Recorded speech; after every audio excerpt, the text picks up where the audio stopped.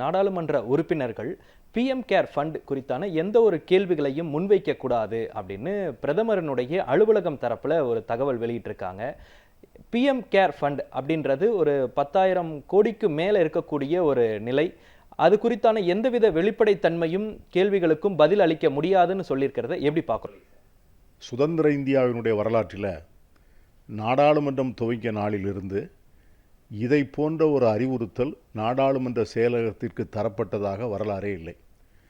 1948 பிரதமருடைய நிவாரண நிதி பிஎம்டிஆர்எஃப் என்கிற பெயரில் ஒரு நிதி தொகுப்பு உருவாக்கப்பட்டு நாடு முழுவதும் இருக்கின்ற மக்களுக்கு மிக பேரிடர் காலத்திலே பெரும் விபத்துகள் நடக்கின்ற போது, பெரிய இழப்புகள் நடக்கின்ற போது அவர்களுக்கு பிரதமருடைய தனிப்பட்ட கருணை தொகையாக அதை ஒதுக்கீடு செய்வதற்காக அந்த நிதியம் ஏற்பாடு செய்யப்பட்டது.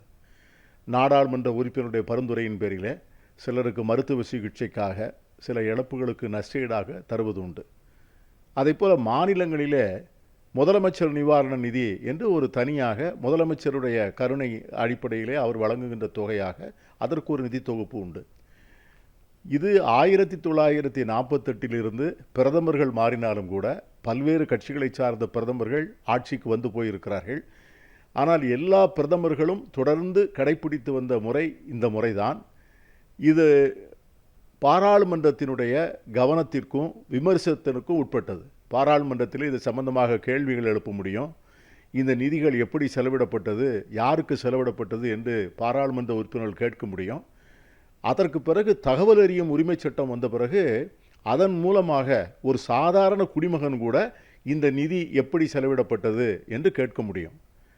ஆனால் பிரதமர் நரேந்திர மோடி அவர்கள் வந்த பிறகு இந்த நிதி அமுலில் செயல்பாட்டில் இருக்கின்ற போதே கோவிட் நோய் தொற்றுக்கு பிறகு பிஎம் கேர்ஸ் ஃபண்ட் என்று ஒரு தனியாக ஒரு தனிப்பட்ட சில அறங்காவலர்களை வைத்து ஒரு நிதியத்தை உருவாக்கி கொண்டார்.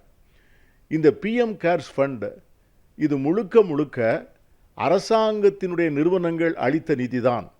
நம்முடைய பொதுத்துறை நிறுவனங்கள், பல்வேறு பெரும் தொழிலதிபர்கள் தங்களுடைய CSR funds, corporate social responsibility funds என்று சொல்லி அவைகளை இதை போன்ற ஏழை மக்களுக்கு, பொது மக்களுக்கு நலத்திட்ட உதவிகள் செய்வதற்காக கொடுக்கப்பட வேண்டிய நிதி, இதை எல்லாவற்றையும் வாங்கி மொத்தமாக இது ஒரு பெரிய நிதி தொகுப்பு. இன்னொன்று என்டிஎஃப் என்று சொல்லக்கூடிய நேஷனல் டிஃபென்ஸ் ஃபண்ட்.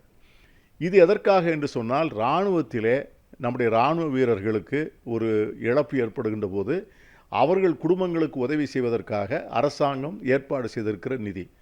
இந்த 3 நிதியும் சேர்ந்து இன்று ஏறக்குறைய 14,000 கோடி ரூபாய் இன்றைக்கு அங்கே இருக்கிறது. இந்த 14,000 கோடி ரூபாயும் இந்த நிதியை கண்காணிக்கின்ற அந்த குழுவுக்கு தலைவர் முழுக்க பிரதமர் மட்டுமே. அவர் மட்டும்தான் இந்த நிதியை கையாள முடியும். இப்பொழுது என்ன சொல்கிறார்கள் என்று சொன்னால், இந்த 3 நிதிகளை பற்றி, ஏறக்குறைய இந்த 14,000 கோடிகளை பற்றி யாரும் கேட்க முடியாது. தகவல் அறியும் உரிமை சட்டத்தில் கேட்க முடியாது, நீதிமன்றங்கள் இதை பற்றி கேட்கக்கூடாது, பாராளுமன்றத்தில் இதை பற்றி யாரும் கேள்வி கேட்கக்கூடாது என்று ஒரு உத்தரவு பிறப்பித்திருக்கிறார்கள். இது என்னவாகும் என்று சொன்னால், இவ்வளவு பெரிய ஒரு நிதி, நம்முடைய ஒரு வளர்ந்து வருகின்ற ஒரு ஏழை நாடு, அதாவது இன்றைக்கி உலகத்திலே அமெரிக்காவை போலவோ, ஜப்பானை போலவோ, ஐரோப்பிய நாடுகளைப் போலவோ ஒரு மிகப்பெரிய செல்வந்த நாடாக இல்லை. இந்த நாட்டிலே ஒவ்வொரு ரூபாயும் ஏழை மக்களுடைய நலனுக்காக பொறுப்பாக கவனத்துடன் கையாளப்பட வேண்டும். இந்த நாட்டிலே ஒரு பிரதமர் 14,000 கோடியை வைத்துக்கொண்டு நான் நினைத்தவர்களுக்கு கொடுப்பேன், நான் நினைத்ததற்காகத்தான் அதை செலவழிப்பேன், யாருக்கு செலவழிக்கிறேன் என்று நான் சொல்ல மாட்டேன், எதற்கு செலவழிக்கிறேன் என்று சொல்ல மாட்டேன், இந்த நாட்டிலே இருக்கின்ற குடிமக்களுக்கும் அது தெரியக்கூடாது, இந்த நாட்டினுடைய மக்கள் பிரதிநிதிகளுக்கும் தெரியக்கூடாது, இந்த நாட்டிலே இருக்கின்ற நீதிமன்றங்களுக்கும் தெரியக்கூடாது என்று சொல்வார் என்று சொன்னால், அது ஜனநாயகமா அல்லது பாராளுமன்ற ஜனநாயகத்தினுடைய அடிப்படையான அது அமைச்சரவைக்கும் பிரதமரும் பாராளுமன்றத்திற்கு பதில் சொல்ல வேண்டும் என்கிற அந்த அடிப்படையில் தான் இந்திய ஜனநாயகமே வேலை செய்கிறது. 140 கோடி மக்கள் கேள்வி கேட்க முடியாது என்பதற்காகத்தான் நாம் நாடாளுமன்ற உறுப்பினர்களை அந்த அவைக்கு அனுப்பி வைத்திருக்கிறோம். நம்முடைய பிரதிநிதிகள், நம்முடைய பிரதமர் நம்முடைய வரிப்பணத்தில் வசூல் செய்த பணத்தை என்ன செய்கிறேன் என்று நான் சொல்ல மாட்டேன் என்று சொன்னால் அதையும் கேட்டுக்கொண்டு அமைதியாக இருக்க எத்தனை நாள் இருக்க போகிறோம் என்றுதான் இன்று இருக்கின்ற கேள்வி. இது பாராளுமன்ற ஜனநாயகத்தினுடைய எதிர்காலத்திற்கு மிகப்பெரிய சவால். இன்று இது 14,000 கோடியாக இருக்கலாம், இன்னும் 2 ஆண்டு கழித்து இது லட்சம் கோடியாக மாறலாம். அப்படி ஒரு தனிநபருடைய கையிலே இவ்வளவு பெரும் நிதியம் இருந்தால் அரசியலை அவர்கள் நினைத்தபடியெல்லாம் நடத்தலாம். தாங்கள் நினைத்த கட்சியில் இருக்கின்ற உறுப்பினர்களுக்கு உதவி செய்யலாம், தாங்கள் நினைத்த தனிநபர்களுக்கு அள்ளி வழங்கலாம், தங்களுக்கு ஆதரவு தருகின்ற சங்கங்களுக்கோ மற்றபடி ஒரு சமூகங்களுக்கோ அவர்கள் நினைத்தபடி அள்ளி வழங்கலாம். இது ஜனநாயகத்திற்கு மிக மிக ஆபத்தானது, எதிரானது.